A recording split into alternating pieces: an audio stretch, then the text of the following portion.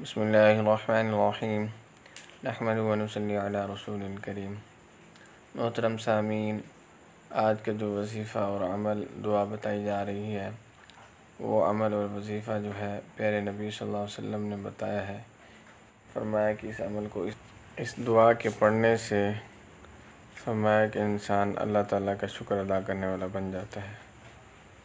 تو محترم سامعین، ہمارے چینل پر اگر آپ نئے ہیں تو ہمارے چینل کو سبسکرائب کریں اور شیئر کریں، تاکہ ہماری ہر دعا یا ہمارا وظیفہ جو بھی آپ سے شیئر کیا جائے وہ آپ تک پہنچتا رہے۔ دعا یہ ہے، حدیث پاک کا مفہوم ہے۔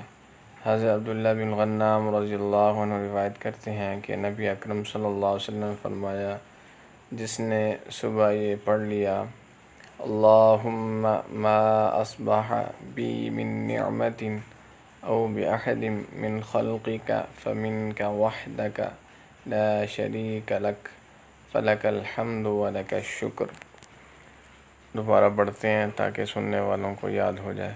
اللہم ما اصبح بی من نعمت او بأحد من خلقک فمنک وحدک لا شریک لک فلک الحمد ولک الشکر۔